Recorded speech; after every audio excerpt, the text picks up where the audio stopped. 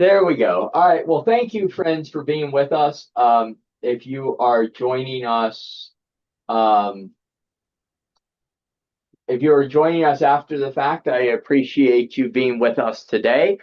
This is a continuation of our Bible study, and we are journeying now into the second half of Exodus.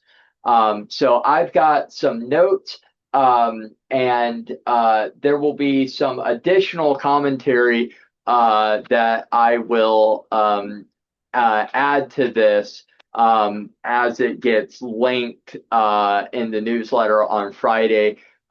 If you are watching these after the fact, each week in the newsletter, there is a hot link in the newsletter that will take you to the locations where the videos and notes are shared.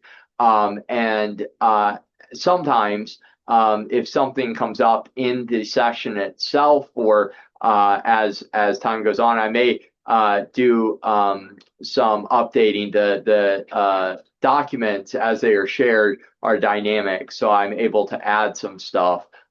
So you may find some additional material included when you go back and look at it again. So even if you're here in person or seeing the page as a print off, you can go and find some additional material. I think it was session 3. I wasn't able to do some of my notes, but those have been updated now with some of my reflections and actually some stuff that was generated out of the book study or the Bible study that week. So you can find that.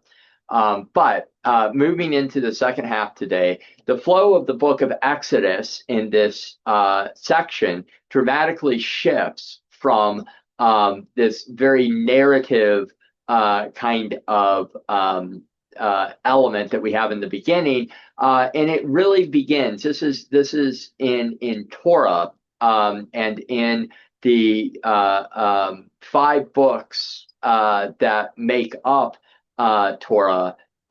This is where we really see the literary shift from mythic literature to another form of writing. So it's going to feel quite different. The Exodus story is part of that mythic literature framework that we talk so much about in Genesis.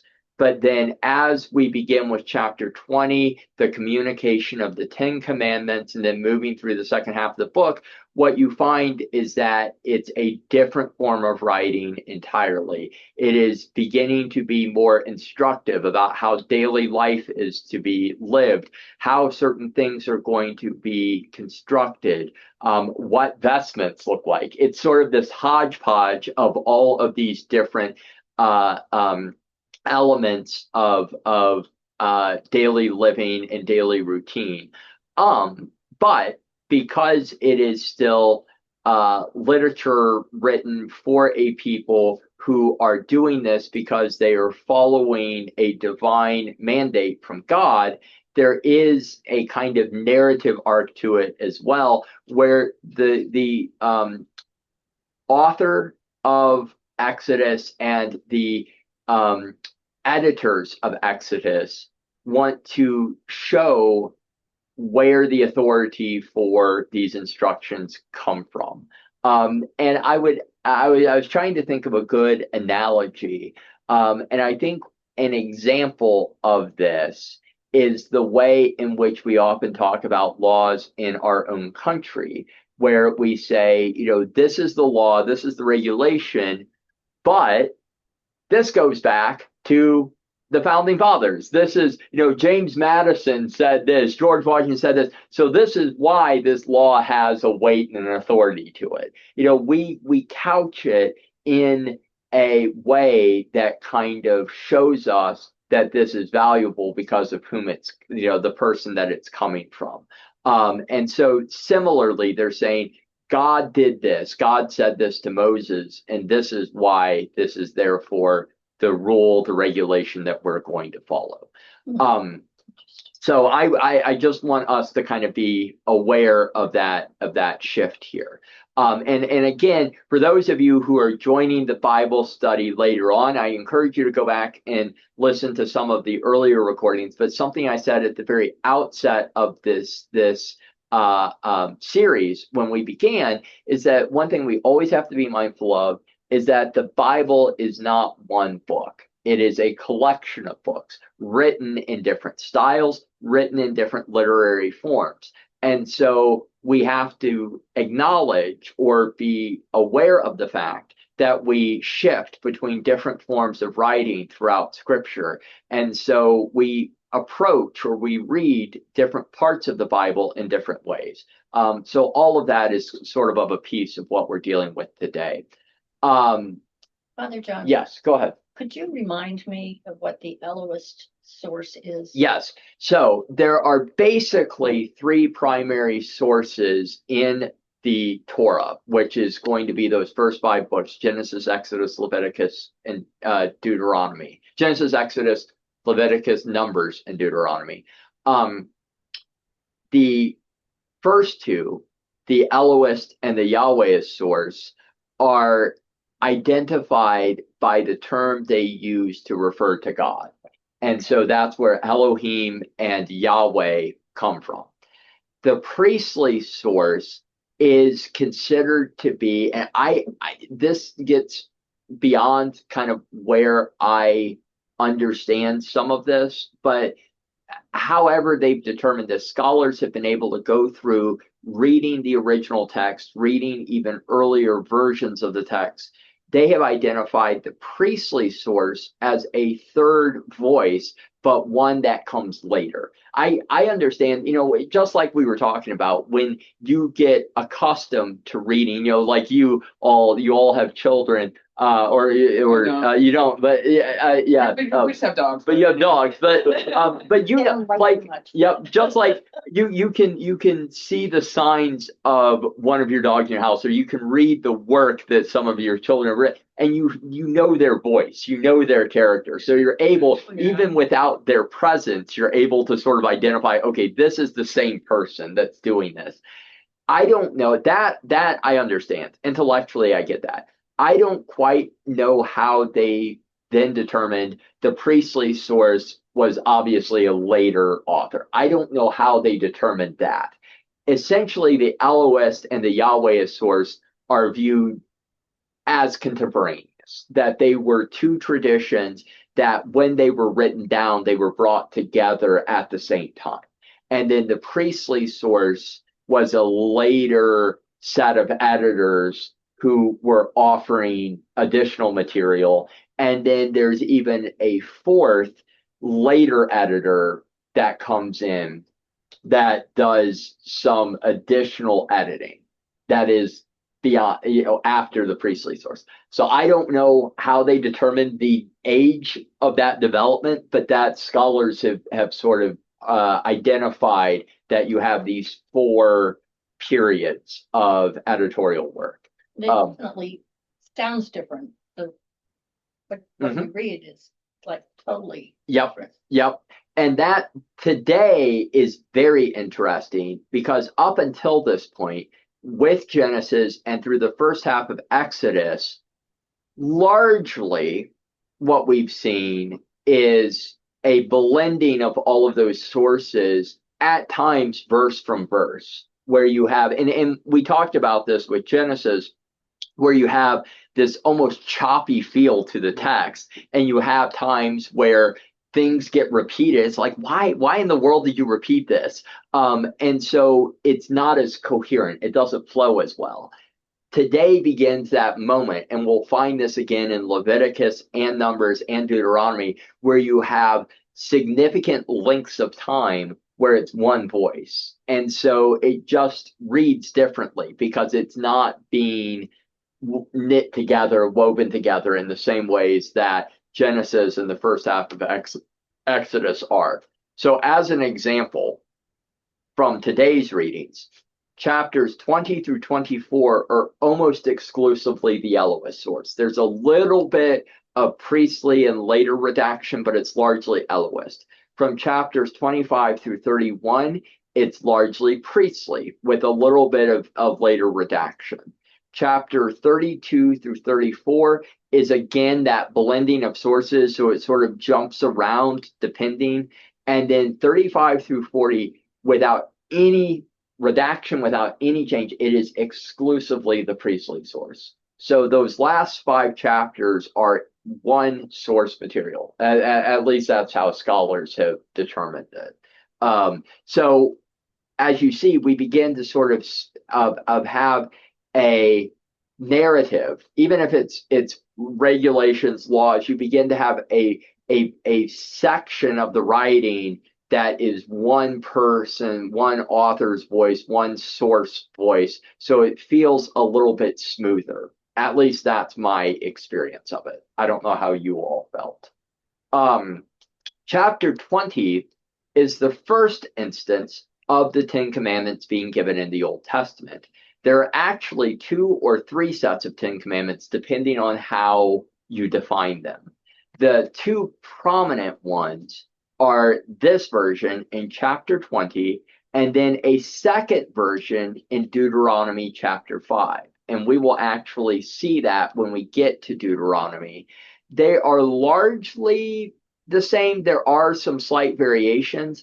The big difference is that Deuteronomy chapter 5 is not only the communication of the 10 Commandments, but it is a commentary on them. So as you read chapter 5, which we'll do in a few weeks, you will have the law that's given in one of the commandments, and then an explanation for why that's important. And so it sort of jumps back and forth between giving the commandment and explaining the commandment, giving the commandment, explaining the commandment. So it is a little bit different.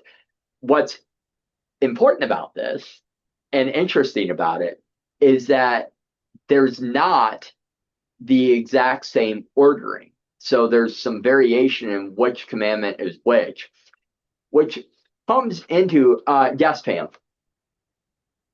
I see your hand is raised. And you may be on mute. I'm sorry, yes.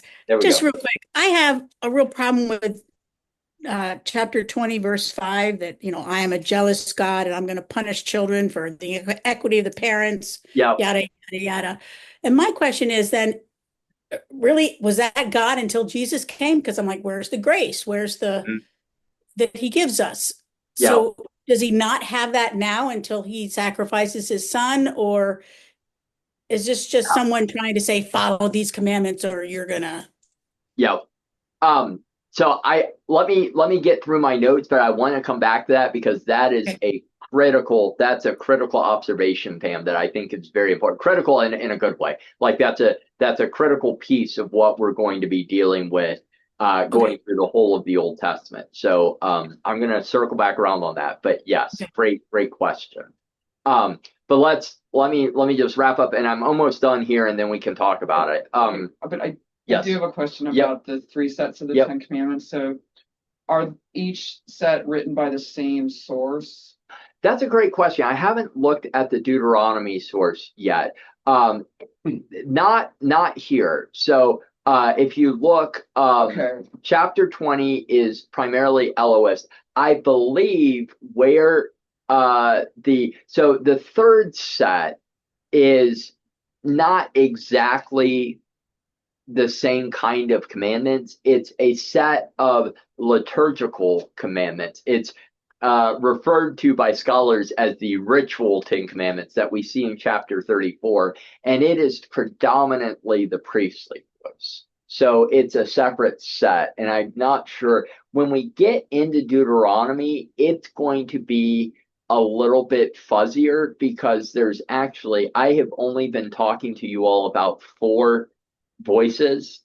When we get to Deuteronomy, scholars consider the Deuteronomic author or authors to be an additional voice. I wasn't going to get there but it's beginning to shift from the historic set of 4 sources that have done the primary work on the Torah, and there begins to be a 5th interlocutor, which a 5th conversation partner in the writing of Deuteronomy. And I have not actually gone to look at that yet. So it might be nice to know. Yeah, I had a similar question. Yeah. That Gil just asked, but it'd be interesting to know if those comments were added by a different source at a different time.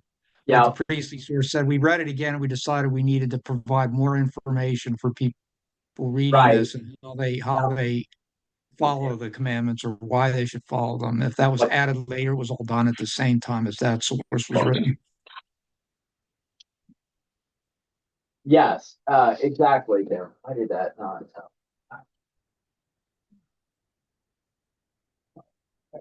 Let me see. I turned up the volume on the device. Okay. Documentary hypothesis. One moment. Let's see if that's the point. There we go. So we can look real quick here. Let me just double check my work. So 20 here, as we were saying, you can see, so this is some later redaction, but it's the Elohist voice in the way in which the commandments are written. 34, when we get to these, it is a later redaction, but it's the origin of it is the Priestley source, this dark blue. So Elohist for the first set, Priestley source for the second set with some later redaction. When you say redaction, how are you using that? Great question. We talked about that a couple of weeks ago, but redaction is the fancy term for basically someone who's editing. So it doesn't necessarily mean that they're removing, it just means that they are just like any of us would read something and edit it, if we've been asked to do so. That the term for that in biblical scholarship is redaction, even though in our modern usage of English we think about removing, but it just means editing. It's a fancy term for editing. And then in Deuteronomy, and that was Deuteronomy chapter 5, is that correct? Does someone have the sheet in front of you? Yeah. Yes, okay. So Deuteronomy chapter 5.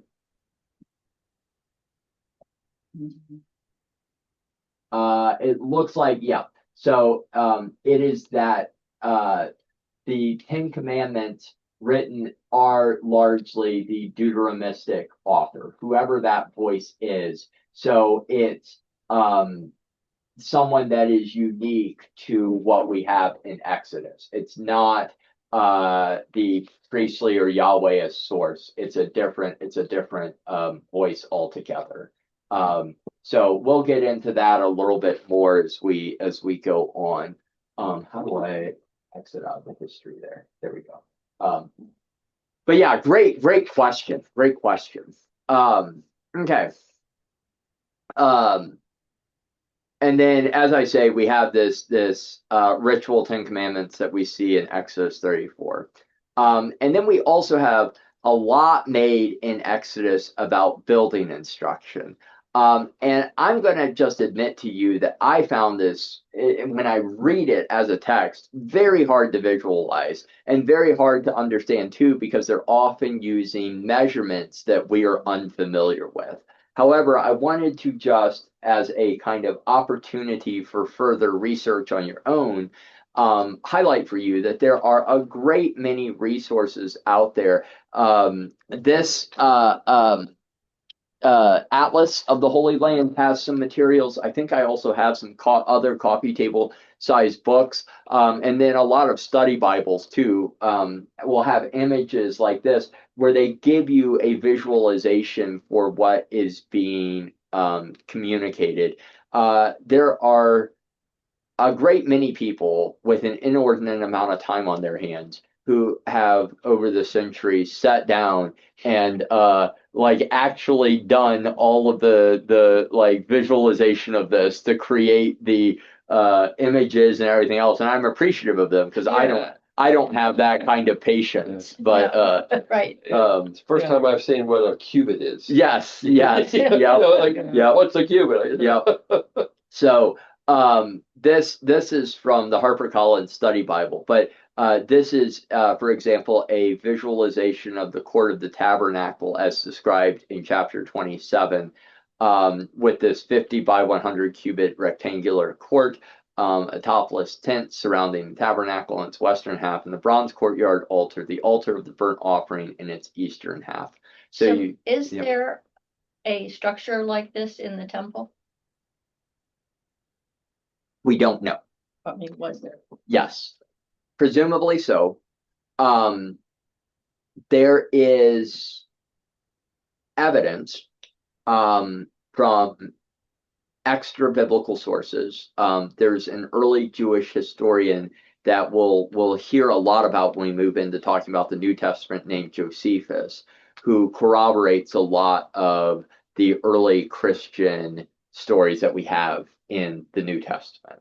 So Josephus himself is not Christian. He remains Jewish, but he's saying, there was this guy named Jesus who was doing these things. So he's considered an external verification source for accepting, because this is getting into the weeds a little bit, but very quickly, there are some people who have tried to suggest over the years that Jesus is a completely mythic figure, that there wasn't actually a physical Jesus, that this was just a story generated out of a Jewish sect that was looking to build its reputation, get a number of people, and so they created this mythic figure of Jesus who was the Messiah. That is very strongly rejected by the vast majority of scholars, because we have people who have no vested interest in Christianity surviving, who are acknowledging that there was this person named Jesus who was, a rabble-rouser and doing all these other things. It was pretty clear that he was antagonistic to the power structure. People who didn't like him or like the Christians were writing about him. We're writing about him. It was like, exactly. So that's considered strong evidence that he actually existed. So I say that's an example of where we have external source material. And then we still have the material artifact of the temple remains. That's tricky, though, because of the fact that currently the Dome of the Rock is on top of the Temple Mount. There are other buildings, so excavation is limited. And not only is excavation limited, but throughout the centuries, the primary approach by Jewish thinkers and scholars and academics, and this is true to this day, there are Jewish archaeologists who, out of religious conviction, will not go on top of the Temple Mount because they don't know exactly where the Holy of Holies was located, and they don't want to trespass because only a certain subset of people who were the high priestly class, the Levites, were allowed to go into the inner sanctum. And because we don't know exactly where it was, they don't want to violate that law. And so there are layered reasons for why we know it was there. We have a description of what some of it looked like, but we don't have exact details. But isn't the assumption that the reason it's in here, I'm a little bit confused. Sure. The reason it's in here is because they were trying to give authority to what they were doing. Right. So therefore, they must have done it. And at that time, there must have been a Holy of Holies that looked like this. Yes, I mean that's the presumption. Right. Correct. And that's I'm trying to think of something that would be somewhat analogous. For example, we don't know, with all of the movies and videos and everything else, we don't know what the exact internal spaces look like within a SCIF, a secret compartmental information compartment within the CIA looks like, or what the Situation Room in the White House precisely looks like, because that information is held in confidence and it is classified.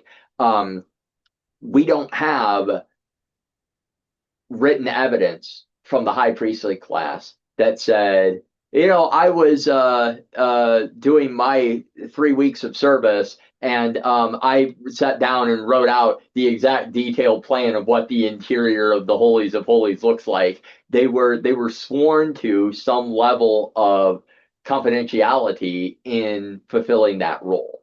And so, we have the instructions as were laid out in the Bible, but we don't have, even though we have the historical remains of the temple and the Temple Mount in Jerusalem, we don't have precise details about did they to an exact T make it look like this?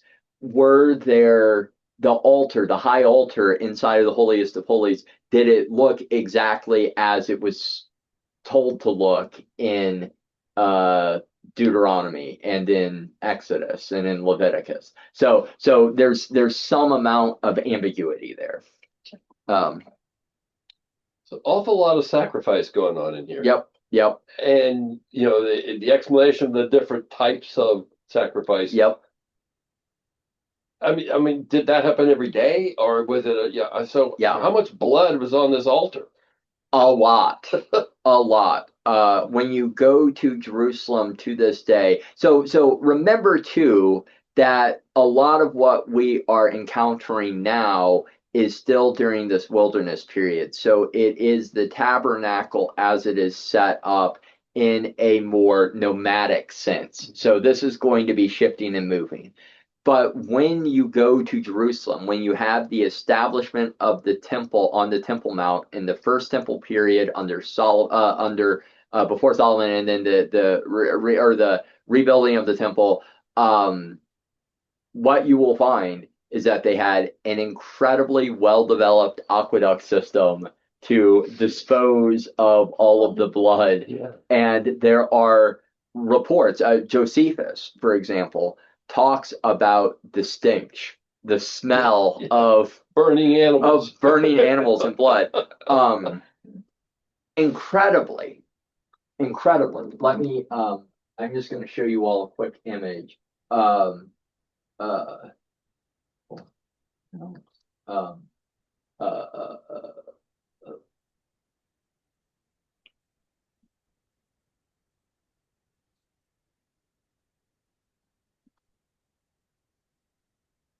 I have actually been here. The Samaritans, one of the reasons that they are different from the main Jewish communities is that they believe that the temple was meant to be constructed on Mount Gerizim, not the Temple Mount in Jerusalem. And I have been to Mount Gerizim in Samaria, and they, to this day, because their temple was not destroyed, they continue to offer animal sacrifice. And so you will find, I was seeing if I could find a quick image here. They have, here we go, right here. They have the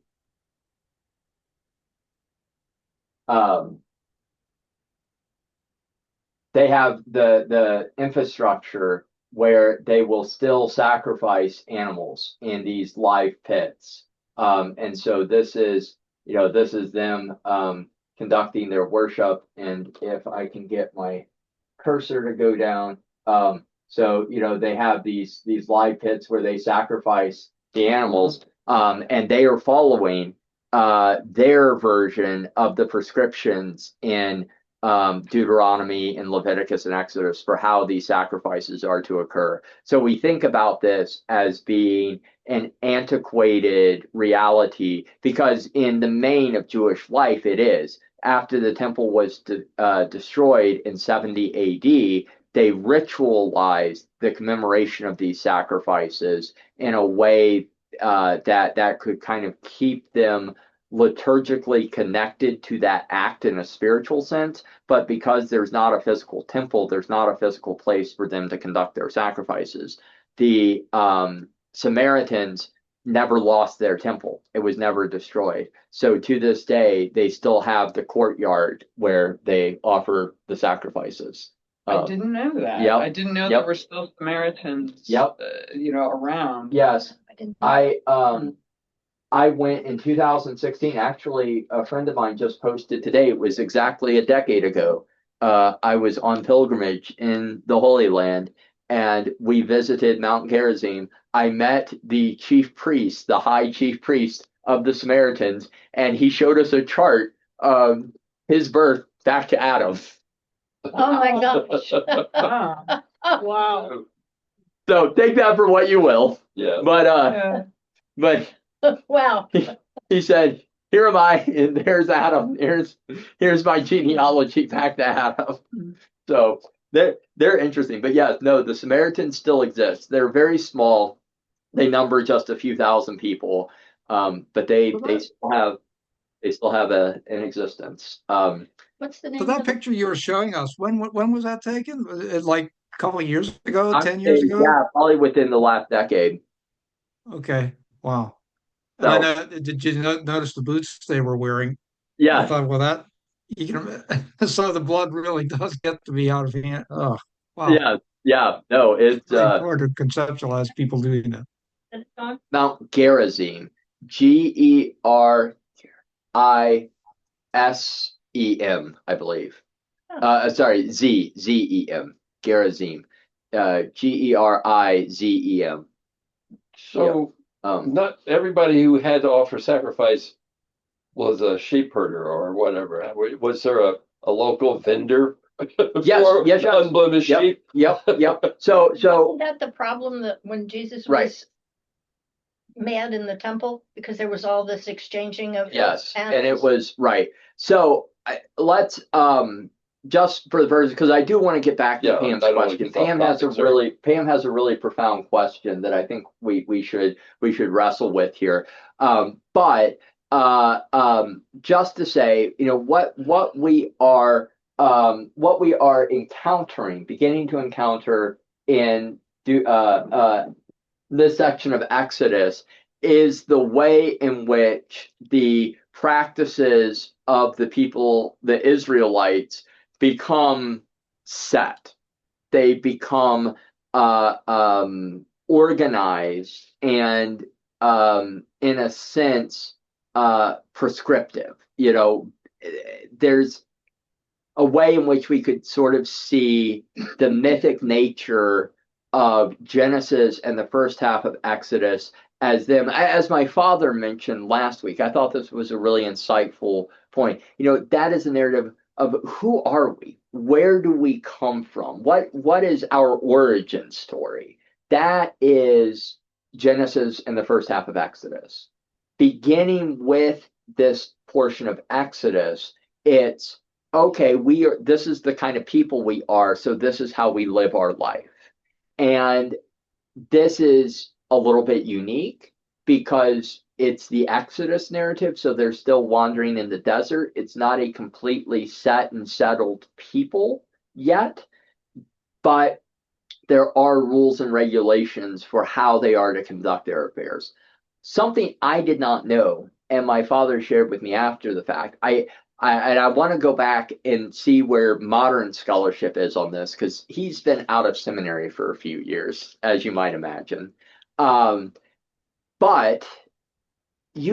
I have mentioned thematically in the Old Testament, we have this tension between the settled and the nomadic. Cain is the hunter. Abel is the settled cultivator of land, and they have a conflict between them. Esau is the nomadic hunter off going on his hunting trips. Jacob is the settled cultivator of the land. There is conflict and tension there. this is a ongoing theme that we will see throughout the Old Testament of these two elements of life in this part of the world contesting with each other. And we see that archaeologically in the history of the landscape, that you have some peoples who are nomadic and, for a lack of a better term, unsettled. And I don't say that in a judgmental way. They just move. They move at different times of the year and in different circumstances. And people who are rooted in a place and have an identity in a place and cultivate a society, a civilization in a technical sense in a place. And those two realities, even to the modern era, continue to exist. There are still nomadic peoples who live lives of movement in the Middle East and in the Holy Land. What my dad said that I was not aware of is that some scholars have suggested that these were two experiences of what we would refer to as the Israelite people, the people who come to be known as the Hebrew people. That it's not that they are wholly one and they're rejecting the other, but that there is some part of the Israelite experience that is settled and some part of the Israelite experience that is nomadic, and that you have people groups that see themselves as related to one another who are living on either side of that reality. And so the tension we see may be the two traditions coming up against one another. And how does that get resolved in Scripture? So one example of that is, even though the prescriptions we have now are in a sense seen as settled or dare I say superseded once a temple is built, it might be that this was retained in the tradition because there was a certain segment of the population that remained nomadic, and they needed to know, how do we continue to live our ritual lives on the move, as opposed to having the settled temple where we're always going to go. And so that's not something that scholars are definitively agreed on, but there's some way of suggesting that this is an overarching tension that is maybe there because some part of the community are settled, some part of the community are not, and they have to know how to live their lives on both sides of that reality. Anyway, I think that's very interesting. It's very thought-provoking. And then I just wanted to flag for us as a forewarning moving forward. In my opinion, this is my own judgment call, but we are about to move into the most difficult part of Torah, which is the book of Leviticus. It's essentially an entire text that goes into extended detail about the kinds of rules and regulations that begin to get developed in today's part of Exodus. I mean, we will see, beginning next week, chapters of specific information about what you do if you have this bleeding disorder, or if you have that bleeding disorder, or if you have this kind of skin condition or that kind of skin condition. It gets exhausting. And I just want to forewarn you all. Reading is exhausting. Yes.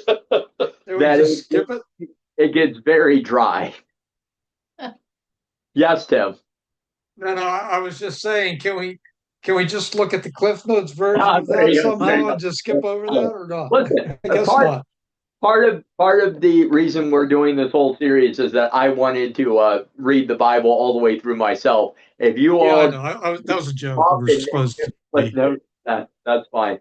I get it, but so I have here the summary of each chapter that we've done before. I'll note, and it was just hard to kind of get into the weeds on some of this, but we have times like chapters 25 through 27 are the exact same thing, just an extended discourse on the tabernacle, the Ark of the Covenant, and things within it. A repetition of that, Sabbath regulations and instructions on craftsmanship in 35 goes all the way through the end of 38. The end of 39. I mean, you have these extended discourses of stuff that get developed. But I want to come back to Pam's question because it is a really important one. And I want to start by making a quick note about our tradition as Christians.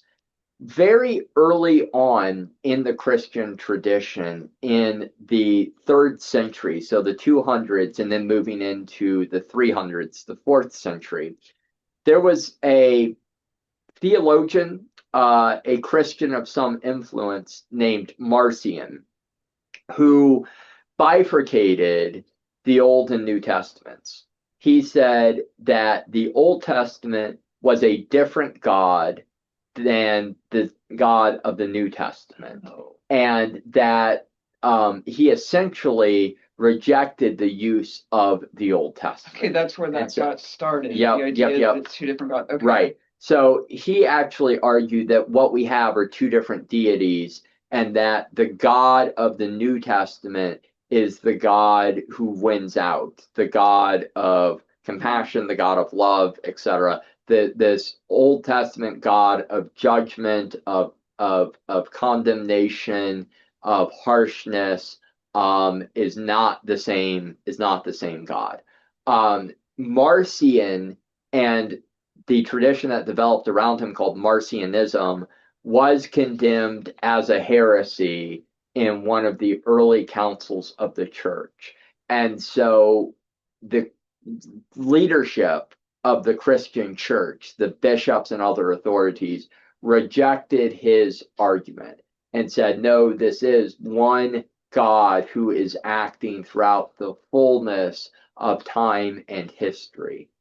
And so I want to start by saying that as a Christian tradition for millennia, we have accepted that the God of the Old Testament is the same God as the God of the New Testament. But saying that recognizes that there are some real tensions and some real challenges. What do we make of these very harsh words and language? What do we make of the difficulties of God's actions? How do we resolve the fact that God instructs Abraham to kill his own son? Even if that action is prevented, why would God ever do that to Abraham? Especially, why would God traumatize Abraham in that way and traumatize Isaac in that way if there was never a plan for that action to be fulfilled? There are all sorts of ways in which we look at that and we say, this is incredibly challenging.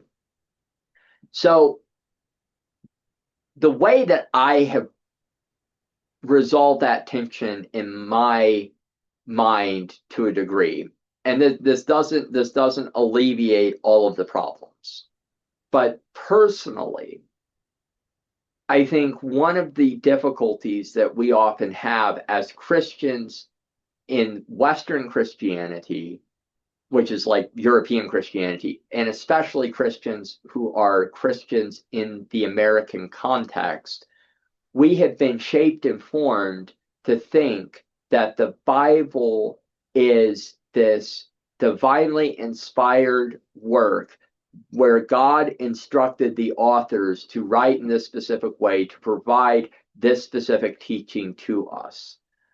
I, in my own mind, have come to really embrace, and I talked a little bit about this last time, this approach of suggesting that what the covenant is fundamentally a relationship. The document of the Bible that we have received is a history of people's relationship to God, our dialogue with God, and it is human authors who have described and and articulated the way that they have embraced and encountered God throughout the ages and in ages past. And that doesn't necessarily mean that that is the character of who God is. So a good example of that, and again, my dad was talking to me about this after my sermon on Sunday, is the slaughtering of the innocents in Matthew's gospel that we heard following the departure of the wise men. There is no historical evidence that children in Bethlehem were slaughtered in mass like that.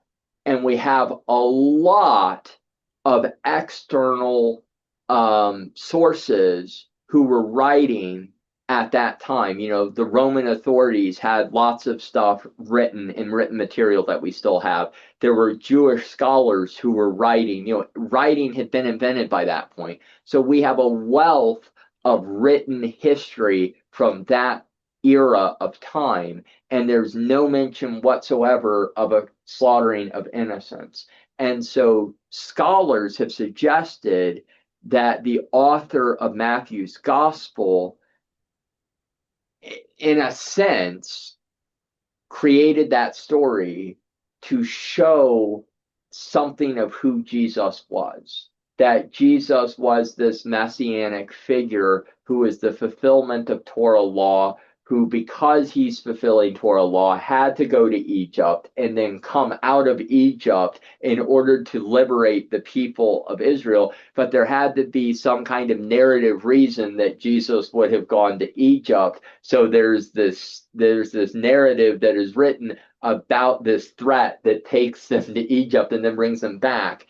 And yet, if we read the gospel tradition in a sense, very literally, we have to say, well, this happened. So what does this say about who God is? See, and I think, so I that's not a very concise answer, Pam, but I think that's an example of where we might say, not so much, why is God like this?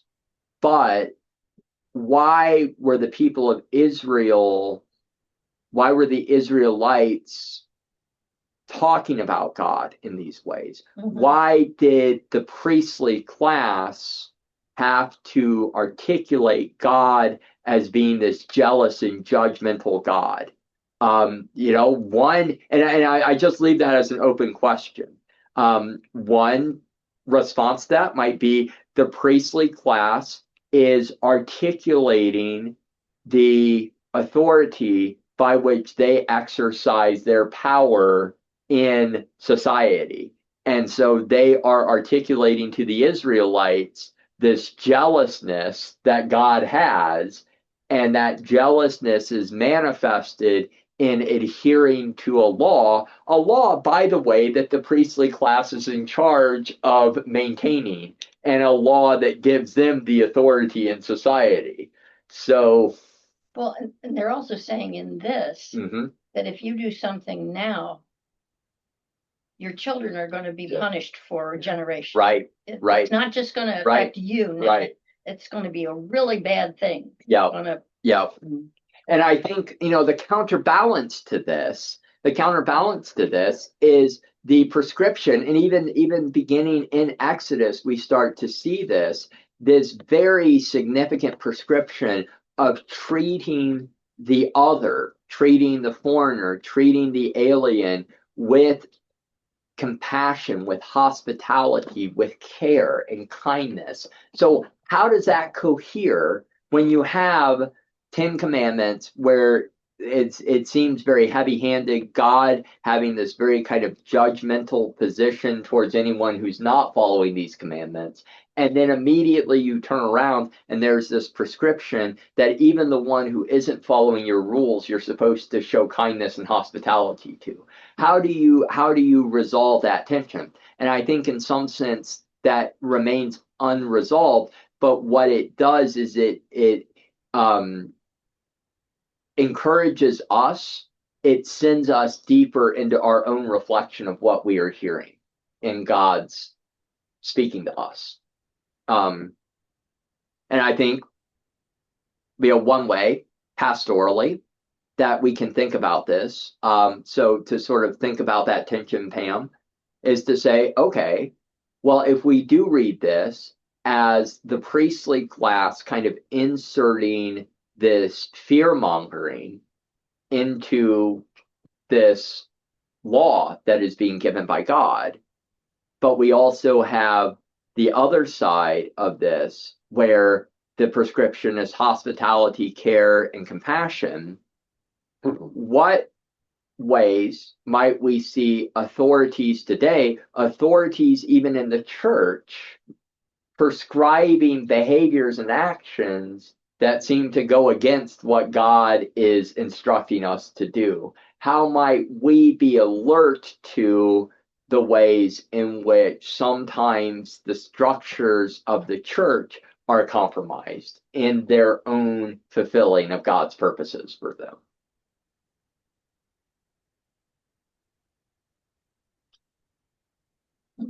So, and that's, again, that's not a cut and dry answer. And I think some of us will come to different conclusions on that, but it invites us to be deeply engaged with what we experience. And again, I'm going to come back to this repeatedly. This is going to be my constant refrain, is what does that say of our own relationship with God? What does that say of our dialogue with God as a people in this moment who are journeying through the life that we have and the ways in which we're trying to follow the prescriptions that are given to us and the ways that we are called to live out these mandates in our own life. So it wasn't necessarily that God had these attitudes, but it was definitely the interpretation of the people that were writing these words, right, that God had these attitudes. That would be one way of resolving that tension. So that's sort of my approach.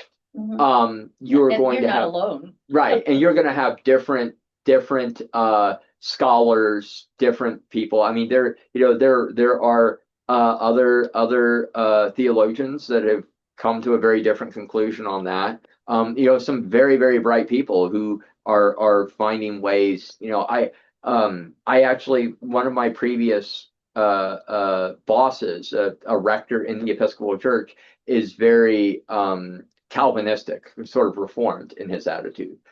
So for him, he sees that we as people are fundamentally we are fundamentally broken in our relationship with God. Because of how human life works, we are destined to fall short. We are destined to make mistakes. We are destined to not do what we are supposed to, and that there are consequences to that. That God's judgment of us is not a judgment out of harshness, but a judgment out of love. That, and just like with Anna wanted to do something before she went to school this morning, but refused to get dressed on time, and we weren't able to do what she wanted to do because there are consequences for her actions. And that she very well, I think, saw that as being harsh and overly burdensome, but it was out of love that I needed to stand firm in the consequences that she had for her actions. I see that as a parent in life, and dogs are a perfect example too. Like you have times where you have to be very rigid about behavioral modification because that's how we are shaped, and even as humans, as animals ourselves, that rigidity is sometimes necessary for us to be the people we need to be. And so that's sort of his position. And I think there's a legitimate way in which we can see that too. So there are multiple multiple approaches, multiple ways that you can resolve that tension. Well, I think it ties into the idea about the sins, being passed on to the children. Because it's like, say, they're not following the Ten Commandments. You have a parent who steals. They behave dishonestly in their business dealings, and the kids see that. Yep. So they think it's okay to do that. Yep. And I think, so that's how I think these things can continue on naturally, like throughout generations. It's not so much God that's causing it, it's humans that are causing it. If you don't raise your children right, they're not going to act right. And Yep. No, and I don't know if you all remember this, but we talked about it last week too. That whole idea of generational systemic problems, like just within the church. If we think about the church as a family, when you get into a bad habit, let's say deferred maintenance. Let's not talk about that. This is supposed to be a relaxing program. But that's one of those things where generationally, if you just fall into that pattern of behavior, and if there's a choice made at the outset that we're going to live our lives doing it this way, just looking the other way, that can generationally impact everyone that comes after. And when we think about that, there's so much good work that's been done around systemic addictiveness in families, that you can have patterns of behavior that are cultivated within a family that are unhealthy, unhealthy ways of interacting with substance abuse, or unhealthy ways of dealing with conflict or resolving conflict, and those begin to become multi-generational issues. I think all of us probably have examples that we know of in our lives where something like that has been at play. So I think we read that in this kind of formulaic way, but then I think we can immediately sort of connect that to our own lived experience of, this isn't necessarily God judging us, God condemning multiple generations, but this is the pitfall. This is what is being warned against, that when you let these things compound and build, they have this impact across the generations. So the 5 books of Torah are the guiding light for the current Israeli population? Well, that's a great question. So there are, so we have Torah, and then there is, what is it called? There is commentary. Just like we have, I showed you all when we started this series that there are people that write, just like a study Bible or any of these others, you have scholars who sort of help explain what you're reading. Right. So for millennia, there have been Jewish scholars who have reflected on this and suggested ways of reading it. And so when we talk today about what it means to be shaped and formed in current Israeli life, there are, I think you can't just say, well, they're reading Exodus and behaving in this way because Exodus says this. You have to understand that they're also reading it through the lens of generations of scholarship who are suggesting this way and that way. So a great kind of quick example of that. There's a caveat to what I said earlier. I would say, I don't know the exact statistics, but I'm just going to spitball. I would say about 85 to 90% of Jewish Israelis, because there are also non-Jewish Israelis. There are Christian Israelis. There are Muslim Israelis, because being an Israeli just means that you are a citizen of the state of Israel. So there are Jewish Israelis who will not, the vast majority, like I said, 90%, will not go on top of the Temple Mount where the Dome of the Rock are, because there's this agreement amongst the rabbis, and they actually have in the state of Israel rabbis who exercise political authority. There's a chief rabbi for all of Israel. And they have said, the rabbinate, the committee of rabbis have said, we don't know where the holiest of holies are. We are uncertain of where it's located, so do not go on the Temple Mount. We want to be very careful not to transgress. There's a small subset, maybe 10% of the population, who are specific, very, very, very sort of rabidly nationalistic, and have read, once we get towards the end of Exodus into the story of Joshua and the entry into Canaan, when they start attacking the Canaanites and taking over the land of Canaan, they read that narrative as saying, we have divine authority to reclaim this from the occupiers, from the Muslim presence on the Temple Mount. And yes, you aren't supposed to transgress the holiest of holies, but we have a divine mandate that supersedes that. And there are some very radical rabbis who have given the theological position, have kind of argued that, so that people feel like they have an authority to resource. And so there are a small group of Jewish people who will intentionally go up on top of the Temple Mount to protest, to parade around, to reclaim the Temple Mount for Judaism.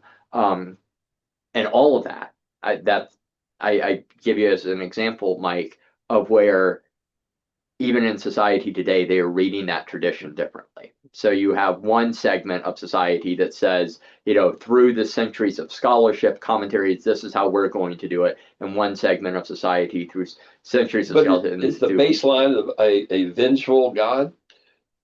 Yeah. What God? A vengeful. Vengeful. No, I would say there's no established baseline. You will find people all over the map on that. They don't have, even in the vengefulness, they don't have the same conception of it that we do. So, for example, there are many Jewish scholars who say that when they read the tradition, God's vengefulness only ever comes out when the Israelites are not doing what they're supposed to. So the wrath that we're experiencing today, the turmoil in the world around us, is because we've done something wrong. So we need to get our heads straight. We need to get our lives right. We need to re-covenant with God because we're doing something wrong. It's not only the Jews. I mean, there are all sorts of evangelical Christians, for example, or I don't know, different denominations, that it's all fire and brimstone. Right. And that's a whole other can of worms. I mean, I was trying to frame what Mike was asking about the vengefulness of God in a Jewish context. There is this whole group of people under the broad category of Christian Zionists who are rabidly pro-state of Israel, who have an eschatological, that's a fancy word for end times. They have an end times attitude about this. They think, largely, this is a simplification, but largely they believe that we can physically do things to bring about Jesus's return. So one of the things that and this is based on a very literal reading of Revelation, they believe that in order for Jesus to come back, the temple has to be rebuilt. So any opportunity they have to try to remove the Muslim presence from the Temple Mount, to destroy the Dome of the Rock, to destroy Al-Aqsa Mosque, to rebuild the temple, they're going to take that because they think that is necessary. There's also, and this is, to me, I'm being judgmental, and I will acknowledge this, I'm being judgmental. It gets bonkers. They believe that there has to be the thing that will initiate the destruction of the Temple Mount and the Al-Aqsa Mosque is a particularly a specific ritualized sacrifice of a certain kind of white cow. And so they have cattle ranches in Texas where they are trying to breed this specific pure white cow Perfect white that cow. will the perfect white cow that will then be put on a plane and flown to Israel to be sacrificed to There initiate was a TV show yeah. called Dig a few years ago that you have these different disparate groups that are trying to bring this about. And I remember there is a white calf in it, and I don't remember all the parts of it, but these different groups that you think wouldn't have that much in common, but they all want to actually bring this about. Right. I don't know if you saw it. I don't for my own mental health I try not I try not to watch some of that stuff because it's not good. It's not good for my well-being. Yeah, there's a whole thing, and I actually have struggled with this myself. There is a documented psychological phenomenon called rapture anxiety, that, and I was raised in a tradition that took all of this literally, and the experience of, this was sort of pre-cell phones, getting home and my parents weren't there when I was expecting them to be, and couldn't get a hold of anyone, and thinking that the rapture had occurred and I got left behind. Oh my God. How awful. I mean, that's Yeah. I mean so I just can't for my own mental health. I limit understand. to- I'm just yeah. that it just reminds me of the calf winds up escaping because Right. it's okay. Right. The guy that sees So white calf for harm. well, he was not harmed, and of course what they thought it doesn't happen. Yeah. And there's this one That's terrible. this one he's a Jewish guy, he's in charge of him, and he just starts to have these issues where he wants to save the calf and he doesn't want them to kill it. Well, I don't know. I mean, none of this is new either. Hal Lindsey had like Great Planet Earth back in like the mid 70s, late 70s. He was one of these early guys in a lot of this stuff. I don't remember his name, James something, but he was either Secretary of the Department of Interior or the Secretary of the Bureau of Land Management under Reagan, said, we don't really need to worry about limiting tree harvesting, timber harvesting, because Jesus will come back before we can destroy the earth beyond human habitation. So like we don't really need to have any regulatory structures in place because Jesus won't let humanity die off before he comes back. So I mean, there's so there are people that have had these attitudes for a long time. So I'd rather not test that at all. Yeah. So anyway, that gets us quite far afield, but that's I want to be sensitive to our time, but that's where we'll leave things today, and we'll move into the book of Leviticus next week. So, which is a real joy. A real joy. A real joy.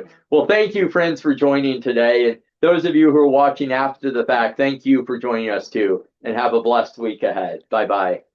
Okay, bye.